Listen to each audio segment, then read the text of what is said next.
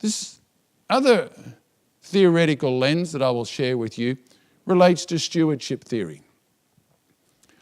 Stewardship has been around forever. The concept of stewardship is pretty well understood in most domains.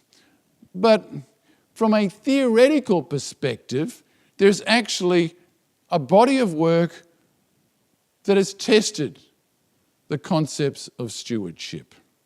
So think about this for a moment. Yes, if we are committed to continuity, effectively we are framing ourselves as stewards, that we are baton holders, passing this heirloom onto the next generation in better condition than we've received it.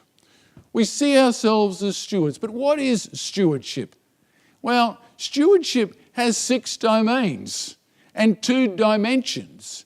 The first being an individual level, and the second being an organisational level. So as you think about this, I encourage you to think about motivation.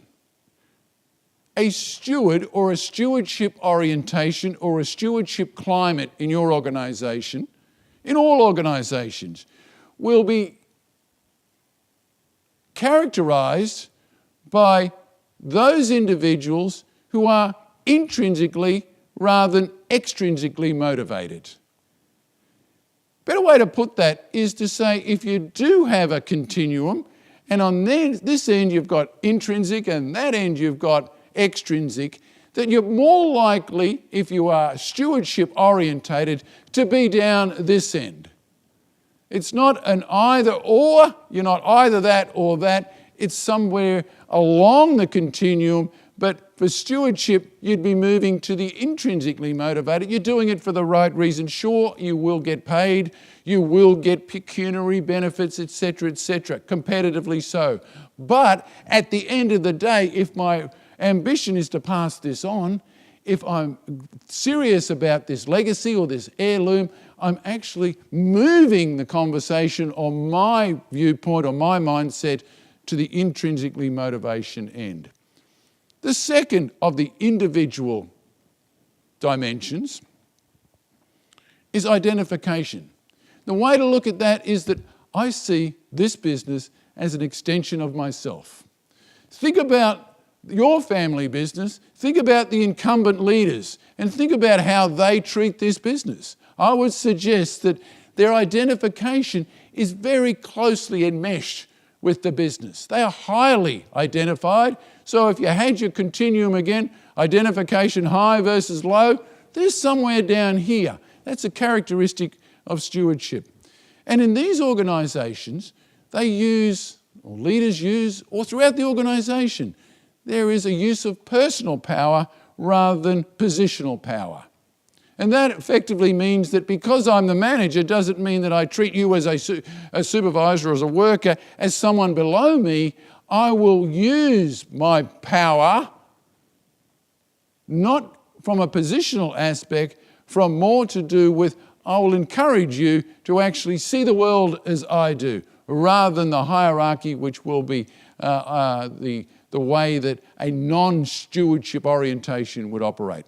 Flip over now to the organisational level, and organisations that adapt this stewardship theoretical approach will be identified as those that have a collectivist rather than an individualistic culture. So the organisation is a group, is a community. And my suggestion to you is if you look at your families and if you look at your businesses, you'll say, well, that's how we operate. We are very much like that, so you can see how this theoretical framework or approach best helps you to understand, or better helps you to understand, business-owning families, family-owned business. The second of these is that there is a low power distance. That the distance between those who are the owners and those who are the workers, no matter where they are in the organisation, there is a low power distance. There is a way to get to the person who signs the cheques.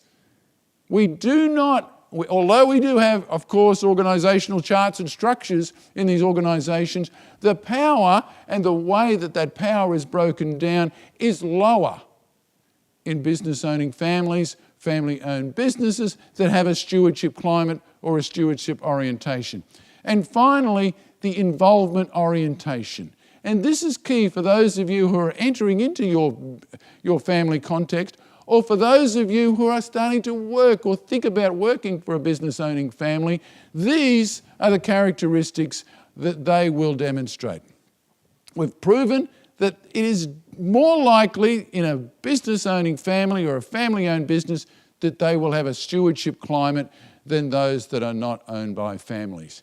And it matters, because stewardship drives innovation. More so, statistically more so, in business-owning families than in those businesses that aren't owned by families.